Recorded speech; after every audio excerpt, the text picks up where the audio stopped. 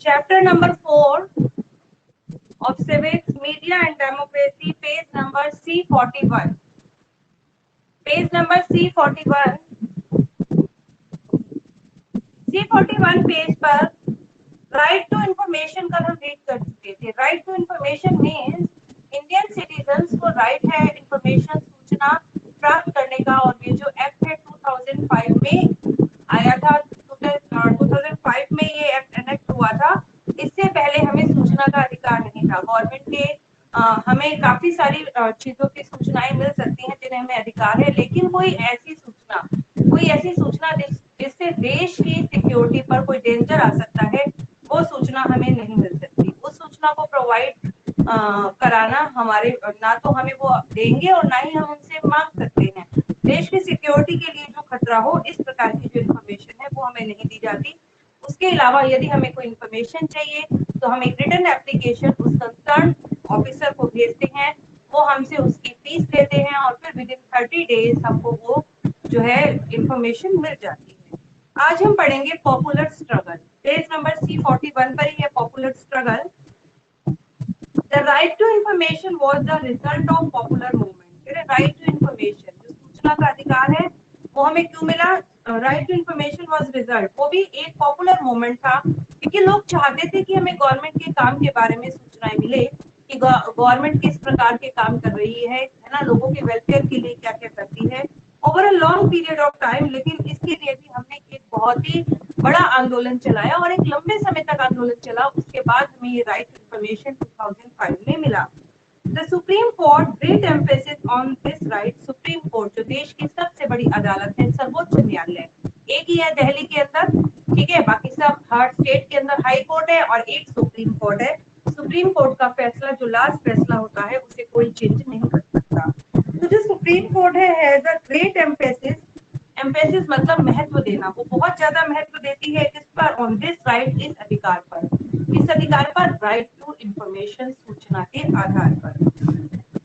Many non-government organizations stress the importance of the right to information।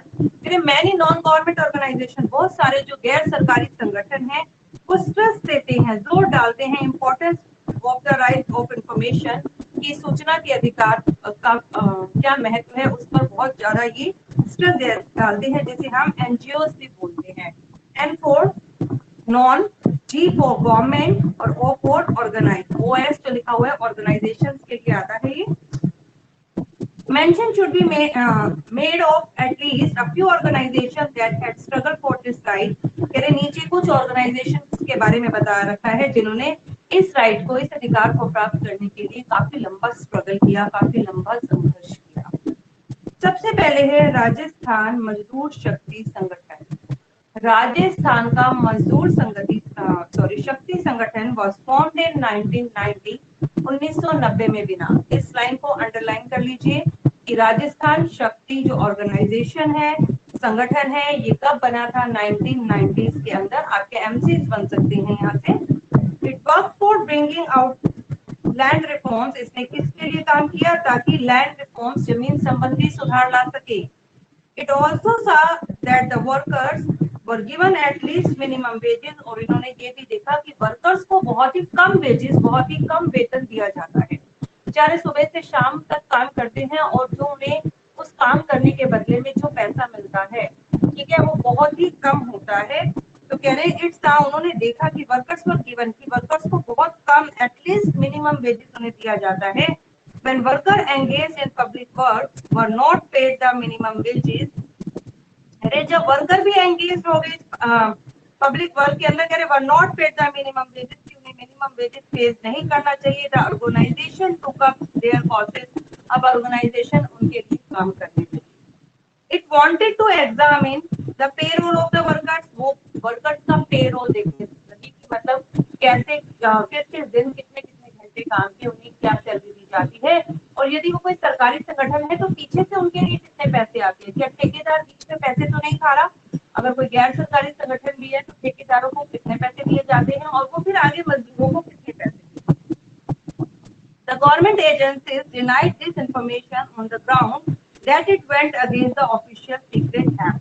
Then the government agencies denied. Government agencies ने मना कर दिया इस information की, क्योंकि ये जो इंफॉर्मेशन थी ऑफिशियल सीक्रेट एक्ट के अगेंस्ट की विरोध में थी. After a lot of pressure of Rajasthan government, जब राजस्थान गवर्नमेंट पर बहुत ज्यादा प्रेशर डाला गया पब्लिक के द्वारा, इन ऑर्गेनाइजेशन के द्वारा, had to yield, it is found that a lot of money was used by corrupt officers. तो ये पाया गया बहुत सारी मनी तो करप्ट ऑफिसर ही यूज कर लेते थे. ठीक है, गवर्नमेंट की तरफ से जितना पैसा आता था वो पैसा जो ऑफिसर थे अपनी जेब भरते थे और मजदूरों को बहुत ही कम वेतन देते थे. For this purpose, it was not intended. The Rajasthan government therefore passed the Rajasthan, इसलिए राजस्थान गवर्नमेंट ने भी पास कर दिया राइट टू इंफॉर्मेशन एक्ट 2002 के. ठीक है, 2002 में उन्होंने किया कि लोगों को अधिकार होना चाहिए कि गवर्नमेंट कैसी सूचनाएं दे रही है. जैसे भी लोगों के साथ गलत हुआ, किसी और कोई और भी स्थिति बन सकती है. नेक्स्ट है B part. National campaign for right to information was started in 1996. कह रहे नेशनल कैंपेन, एक राष्ट्रीय अभियान चलाया गया इस सूचना के अधिकार को प्राप्त करने के लिए 1996 के अंदर. Social activist and the broad minded citizen, कह रहे सोशल एक्टिविस्ट जो सामाजिक एक्टिविटीज थे, जो सामाजिक कार्यकर्ता थे और जो ब्रॉड माइंडेड सिटीजन थे, मतलब बड़ी सोच वाले, जो जिनकी सोच छोटी नहीं थी, ये तो छोटे लोग हैं, थोड़े पैसे में काम चल जाएगा, या किसी के साथ गलत हो रहा है तो कुछ नहीं देखना, नैरो माइंडेड होते हैं ना, मतलब ऊंची जाति का है, नीची जाति का है, महिला है, पुरुष है. ठीक है, जो नैरो माइंडेड लोग थे ना वो नहीं, जो ब्रॉड माइंडेड थे, जो चाहते थे देश में डेवलपमेंट हो, उन लोगों ने डिमांड की राइट टू इंफॉर्मेशन, ताकि हमें सूचना का अधिकार दिया जाए. तो करप्शन होता है भ्रष्टाचार. कर्प मतलब उसे नष्ट करना, खत्म कर देना, ताकि भ्रष्टाचार को खत्म किया जा सके among the person in position of the authority and power. उन लोगों में भ्रष्टाचार को खत्म किया जा सके जो लोग अथॉरिटी और पावर में हैं. मतलब जो बड़े बड़े ऑफिसर्स हैं उनके पास इतना पैसा गवर्नमेंट की तरफ से आता है, लेकिन वो आधे से ज्यादा पैसा तो वो ऑफिसर्स अपने पास ही रख लेते हैं और बहुत कम पैसा जन कल्याण में लगाते हैं. तो कह रहे हैं इस करप्शन को खत्म किया जाना चाहिए. पब्लिक हियरिंग, पॉइंट नंबर 6 है पब्लिक हियरिंग, यानी कि जन सुनवाई, लोगों की बात सुनी जाए. ऑल्सो बिकम पावरफुल मीन, ये भी एक बहुत ही पावरफुल साधन था और पीपल, लोगों के लिए, टू एक्सप्रेस देयर ग्रीवेंस, की वो अपनी ग्रीवेंस को बताएं कि उनके साथ क्या क्या घटनाएं घट रही हैं, अपने दुख को व्यक्त करें. ठीक है, कि उनके साथ क्या क्या गलत हो रहा है. तो जब जन सुनवाई होती थी तो उसके अंदर जो आम जनता को अपने साथ हुई गलत चीजों को बताने की पूरी परमिशन थी. परिवर्तन, दिल्ली बेस्ड एनजीओ, परिवर्तन जो कि एक दिल्ली बेस्ड एनजीओ है, दिल्ली का नॉन गवर्नमेंट ऑर्गेनाइजेशन है, वर्क हार्ड, उसने भी बहुत कठिन परिश्रम किया to secure information from the public authorities, ताकि वो पब्लिक अथॉरिटीज से इंफॉर्मेशन को प्राप्त कर सके. इसके पीछे उनका काफी बड़ा हाथ था. नेक्स्ट टॉपिक है आपका एडवर्टाइजिंग. एडवर्टाइजिंग मैंने आपको पहले बताया, पहले भी जिक्र हो चुका है. विज्ञापन, कोई भी जब नया प्रोडक्ट बनता है उसके लिए विज्ञापन को दिखाना, एड को दिखाना, जो आप टीवी चैनल्स पर देखते हैं, रेडियो में सुनते हैं, आप मोबाइल पर भी कोई ऐप में कोई वीडियो डाउनलोड करते हैं तो बीच बीच में एड चलती है. उन एड से उनको काफी इनकम होती है. ठीक है, वो अपने किसी प्रोडक्ट की, अपने किसी ऐप की एड को दिखाते हैं ताकि लोग उससे ज्यादा अट्रैक्ट हो और उनके प्रोडक्ट को खरीदे या उनकी सर्विसेज को ले. ठीक है, अब देखिए advertising is an important method. Advertising एक बहुत ही इम्पोर्टेंट मेथड है तो मास कम्युनिकेशन. मास कम्युनिकेशन मतलब जनसंपर्क के लिए, मतलब जनसंपर्क माध्यम, बहुत सारे लोगों के, लाखों लोगों के साथ एक साथ बात करने का, एक साथ उन तक अपनी बात, अपनी विचारों को पहुंचाने का एक बहुत ही इम्पोर्टेंट मेथड है. एक बार एड आ गई टीवी में, रेडियो में, नेट में, लाखों करोड़ों लोगों तक वो एड पहुंच जाती है. When a sponsor pay for the presentation and promotion of goods, services or ideas, it is called advertising. When a sponsor मतलब उस प्रोडक्ट को बनाने वाले जो मालिक हैं, जो उस पर पैसा लगा रहे हैं, वो पे करते हैं. पे करते किसके लिए? प्रेजेंटेशन, पूरी प्रेजेंटेशन बनाई जाती है. And promotion of goods, goods मतलब होता है सामान. यदि हम खाली गुड वर्ड लिखते हैं, GOOD, गुड मैंने अच्छा, बैड मैंने बुरा, ये तो वो गुड हो गया. लेकिन जब गुड के पीछे एस वर्ड लग जाता है तो गुड्स का मतलब होता है सामान. ठीक है, अपने सामान के प्रमोशन के लिए, उसकी प्रेजेंटेशन के लिए वो पे करते हैं, या अपनी किसी सर्विसेज के लिए। जैसे आजकल देखते हैं आप, एयरटेल सर्विस के लिए काफी फोन आते रहते हैं कि ये सिम आज जो है 5 में से 3 लोगों ने इसे अपनाया, देखती है ना आप एड, इस टाइप की जो एड्स है और ideas, it is called advertising, इसे ही विज्ञापन कहा जाता है। विज्ञापन जरूरी नहीं कि सिर्फ टीवी में दिया जाए, न्यूज चैनल्स पर दिखाया जाए, रेडियो में हो या फिर न्यूज़पेपर में हो, मैगजीन्स में आते हैं, बड़े बड़े बोर्ड सड़कों पर लग जाते हैं, ठीक है, पैम्पलेट छप जाते हैं, कई तरीकों से वो अपनी चीज का प्रेजेंटेशन करते हैं, लोगों तक अपने प्रोडक्ट के बारे में जानकारी प्रदान करते हैं। वेरियंस मीन्स ऑफ कम्युनिकेशन, बहुत सारे कम्युनिकेशन के साधन हैं, आर यूज फॉर एडवर्टाइजिंग, जो कि विज्ञापन के लिए इस्तेमाल किए जाते हैं। Newspapers, magazines and periodical carry advertisement, यानी न्यूज़पेपर्स में ऐड दी जाती हैं, मैगजीन्स में एंड पीरियोडिकली जो समय समय पर या एक निश्चित समय के अंदर जो पत्रिकाएं निकलती हैं उसमें भी विज्ञापन होते हैं। एडवर्टाइजिंग एजेंसीज, जो एडवर्टाइजिंग एजेंसीज है, विज्ञापन बनाने वाली जो एजेंसीज हैं, ऑल्सो एडवाइस, वो एडवर्टाइज, वो एडवर्टाइज और विज्ञापन किस किसके द्वारा दे देती है, तो पैम्पलेट, पर्चे छाप, पर्चे बनाकर बांट दिए जाते हैं लोगों में, है ना। लीफलेट्स क्या होते हैं, पत्र कार्ड्स बना दिए जाते हैं, पोस्टर्स बनाए जाते हैं, होर्डिंग, पट विज्ञापन आते थे ना, बड़े बड़े होर्डिंग होर्डिंग लग जाते हैं on the behalf of the client, उनके क्लाइंट के बिहाफ पर। अब जिन लोगों से वो ये विज्ञापन बनवाते हैं वो जगह जगह पर जाकर उनकी होर्डिंग को, लीफलेट को और पैम्पलेट का डिस्ट्रीब्यूशन कर देते हैं। इलेक्ट्रॉनिक मीडिया, इसके अलावा ये तो सारे आपके प्रिंट मीडिया के थे, ये आपका पैम्पलेट बना, न्यूज़पेपर में आया, लीफलेट में आया, पोस्टर बना, ये प्रिंट मीडिया का है। लेकिन इलेक्ट्रॉनिक मीडिया जैसे लाइक टेलीविजन है एंड इंटरनेट है, ऑल्सो यूज फॉर एडवर्टाइजिंग, वो भी एडवर्टाइजिंग का इस्तेमाल करते हैं प्रोडक्ट और सर्विसेज के बारे में बताने के लिए। Advertising can be classified in two broad categories, और एडवर्टाइजमेंट को हम टू ब्रॉड कैटेगरीज में डिवाइड कर सकते हैं। एक है कमर्शियल एडवर्टाइजिंग, जिसके बारे में मैंने आपको बताया कि आप कोई भी एड बना सकते हैं, शैम्पू की, ऑयल की, सॉप की, ठीक है, कुकीज की, बिस्किट की, है ना, पिकल अचार की, कोई भी आप ऐड दे सकते हैं। ये सब कमर्शियल ऐड है। कमर्शियल ऐड क्यों? क्योंकि ये अपने प्रोडक्ट को लोगों को दिखाते हैं ताकि जो वो है उन चीजों से अट्रैक्ट हो और उनके प्रोडक्ट को खरीदें। लेकिन जो है सोशल एडवर्टाइजिंग, सोशल एडवर्टाइजिंग क्या होती है? जो समाज के लिए बनाई जाती है। फॉर एग्जाम्पल जैसे दिखाया सेव वाटर, कौन सी कंपनी ये एड दिखाने के पैसे पे करेगी कि सेव वाटर, आप वाटर सेव करें, उसको कोई प्रॉफिट नहीं होना वाला, तो वो ऐसी एड क्यों दिखाएगा? इस टाइप की जो एड है वो गवर्नमेंट दिखाती है।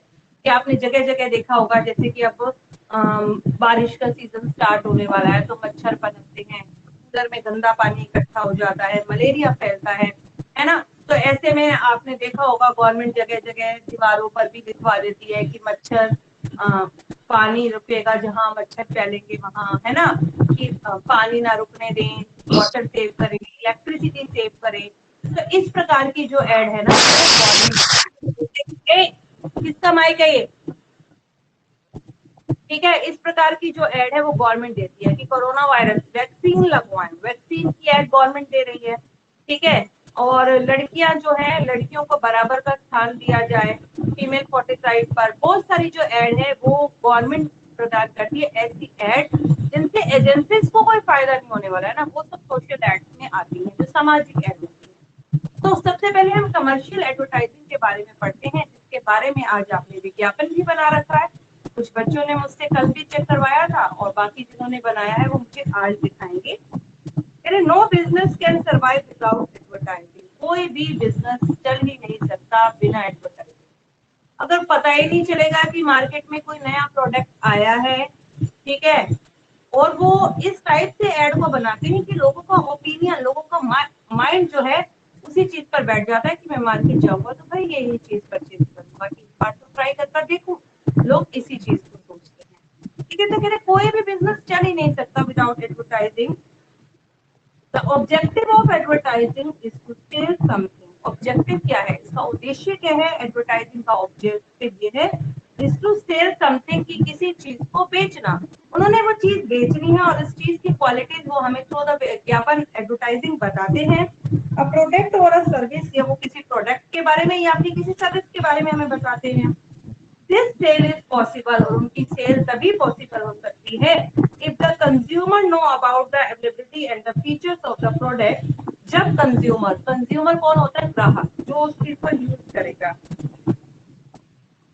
कि जो कंज्यूमर है वो जान पाए कि उस प्रोडक्ट की, वो प्रोडक्ट हमें कहाँ अवेलेबल होगा, ठीक है, कितने रुपीस में अवेलेबल हो सकता है, या उसके फीचर्स क्या, उसकी क्वालिटीज है, उन सब के बारे में जब हमें पता चलेगा तभी उसकी सेल हो सकती है।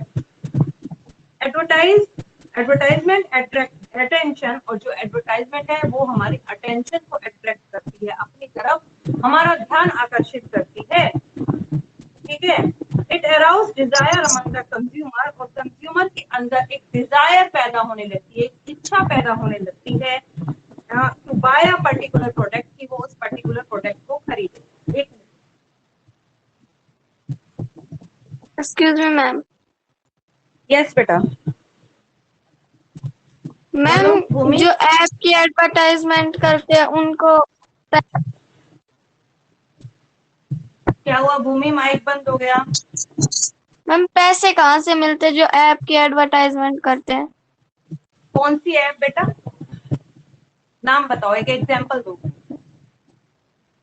जैसे ऐड अमेजोन। जो, अब वो जो अमेजोन की जो स्पॉन्सर है, ठीक है, अब जब हम अमेजोन से कोई चीज को परचेज करते हैं, चाहे वो डिफरेंट ब्रांड की, आप लगाइए, जैसे कि अमेजोन की एड आ रही है टीवी पर आके, आप वहां से लीजिए, जो अमेजोन की स्पॉन्सर्स हैं, जो उस ऐप को चला रहे हैं, उस ऐप के थ्रू सारा सामान हम तक पहुंच रहा है। तो बेटा जब वो, मान लीजिए वो चीज मार्केट में भी हमें 250 की मिल रही है, लेकिन जो अमेजोन है वो हमें उस चीज को 240 में दे रहा है, ठीक है, तो हम लोग अट्रैक्ट हो जाते हैं कि यहाँ का प्राइस कम है, हम इससे खरीदें। लेकिन जो अमेजोन है वो एक, उसका जो है ना डीलर्स के साथ डायरेक्ट कॉन्टेक्ट है, वो उसे बहुत कम कीमत में खरीदता है और आगे उन्हें देता है, ठीक है, जिससे अमेजोन वालों को कमीशन मिलता है। और कोई चीजें ऐसी होती हैं जो वो खुद बनाते हैं और उसके अंदर उनका प्रॉफिट पहले से ही ऐड होता है, ठीक है भूमि। मान लीजिए यस मैम। अमेजोन वाले ने कोई एक्शन की चीज खरीदी और उसने बड़े अमाउंट में खरीद रखी है, क्योंकि अमेजोन से बहुत से लोग जुड़े हैं और कोई ना कोई चीज हम उनसे लेते रहते हैं। जो चीज 250 की हो सकता है अमेजोन को वहां से 200 की मिली हो, उसने हमें 240 की आगे दे दी हो, क्योंकि उसके भी चार्जेस लगेंगे, डिलीवरी बॉय भी आएगा, क्योंकि डिलीवरी चार्ज तो वो हमसे ले ही लेते हैं। लेकिन जब कोई एक्स्ट्रा ज्यादा सामान होता है तो हमारा डिलीवरी चार्ज भी उसके अंदर बेटा उनका कमीशन ऐड होता है, ठीक है ना। आगे देखिए, और कुछ, और कुछ पूछना है किसी ने? चलो इससे आगे देखते हैं हम। एडवर्टाइजमेंट अट्रैक्ट अटेंशन, एडवर्टाइजमेंट जो है हमारी अटेंशन को अट्रैक्ट करता है। इट अराउज डिजायर, जिसके अंदर हमारे अंदर एक डिजायर पैदा, एक इच्छा पैदा हो जाती है। कंज्यूमर्स, ग्राहक जो होते हैं जो उस चीज को यूज करेगा, ठीक है, to buy a particular product, कि वो उस पर्टिकुलर प्रोडक्ट को खरीद ले। As a result of mass production, और इसके परिणाम स्वरूप क्या होने लगता है, जब हम एक ही चीज पर फोकस करने लगते हैं, उस चीज को खरीदें, तो मास प्रोडक्शन, बहुत ज्यादा मात्रा में उस सामान का प्रोडक्शन, उत्पादन करना पड़ता है। एंड टेक्नोलॉजी रेवोल्यूशन, तकनीकी क्रांति भी आ गई है, जल्दी जल्दी मशीनों से वो काम हो रहा है। सिमिलर प्रोडक्ट्स, और सेम वैसे ही प्रोडक्ट विद डिफरेंट ब्रांड, अलग अलग ब्रांड के names are available in the market, market में अवेलेबल होते हैं। मान लीजिए बात करें सॉप, एक साबुन की बात की, हमें तो मार्केट से साबुन परचेज करना है, लेकिन बात साबुन की है तो डिफर डिफर ब्रांड के, डिफर डिफर ना जाने कितनी ही ब्रांडेड साबुन की जो है आपके मिल जाएंगी। लाइफबॉय है, लक्स है, लिरिक्स है, ठीक है, इसके अलावा भी काफी सारे साबुन हैं, जो अब डव है, ठीक है, और एक हिमालय नीम आया है, ठीक है, बहुत सारे हमको वहां पर मिल जाएंगे। सेवलॉन का साबुन आया है, तो अलग अलग ब्रांड के हमें कई सारे सोप मिल जाएंगे वहां पर मार्केट में, क्योंकि मास प्रोडक्शन है, बहुत सारे मात्रा में प्रोडक्शन कर रहे हैं, टेक्निक्स का यूज कर रहे हैं, और सिमिलर प्रोडक्ट है, साबुन खरीदना, कैसे वो अट्रैक्ट करें लोगों को, इतने सारे ब्रांड हो गए, ठीक है।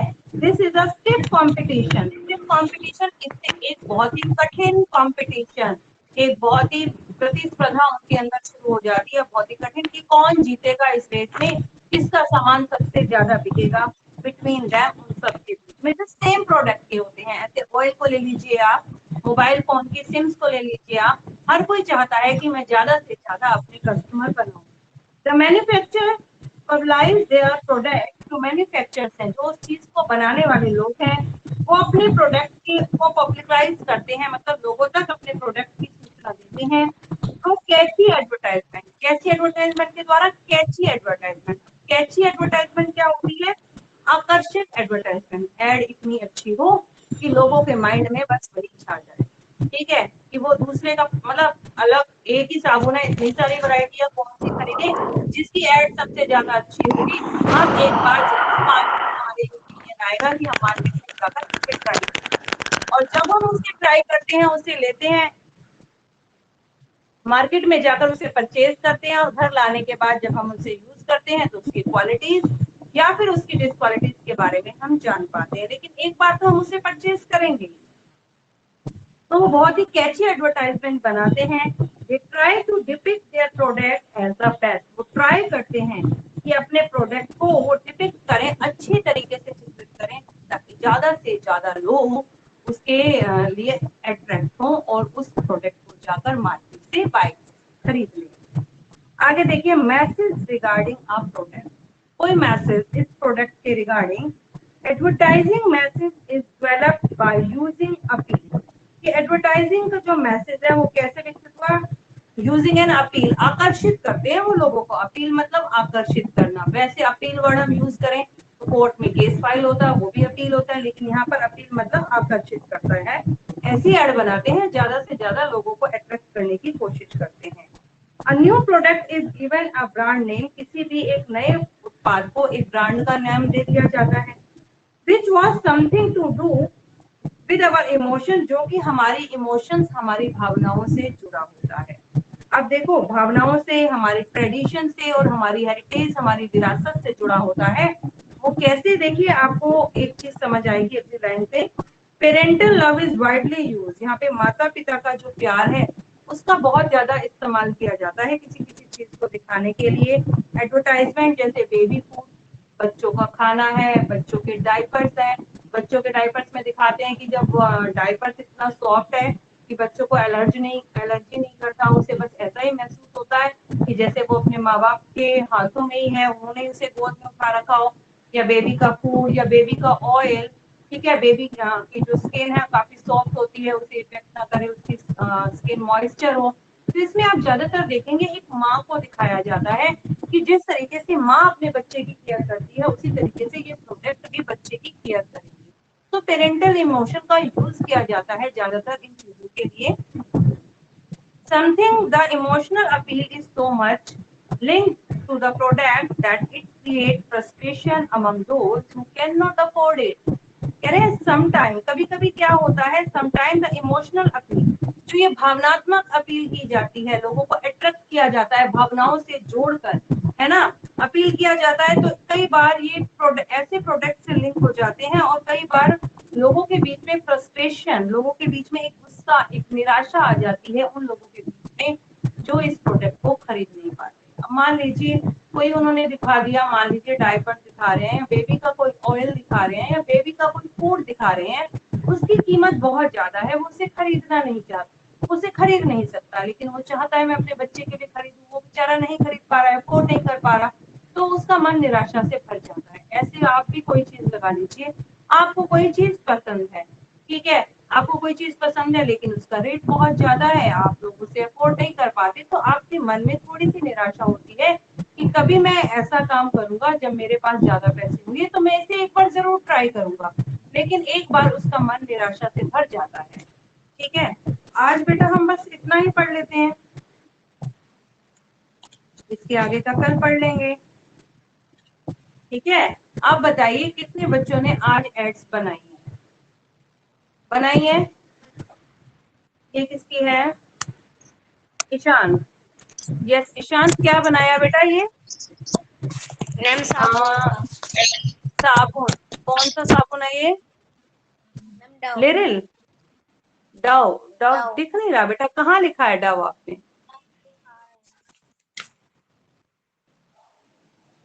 क्लियर नजर नहीं आ रहा बेटा। ऐसा करना, इसकी ना पिक खींच के मेरे पास भेजना, मैं इसे चेक करूंगी। इसकी एक पिक लेकर मुझे व्हाट्सएप कर दो। रिया आप दिखाओ। रिया, यस मैम। हाँ ये अब किसकी ऐड है? ये रिया आपकी ऐड, ये आपने दिखाया है रिया? यस बेटा मैम। ये मुझे क्लियर नजर नहीं आ रहा, आपने लिखा क्या है? इसकी रिया पिक खींच के ना मुझे व्हाट्सएप पर मैसेज कर देना, ठीक है? ओके। ठीक है, ओके। ओके भूमि मैम। ने दिखा दिया था मुझे। ट्विंकल आपने क्या बनाया आज बेटा, दिखाओ। ट्विंकल, ट्विंकल मैम दिखा रहे हैं। ओपन करो अपना ओपन कैमरा। करो अपना कैमरा।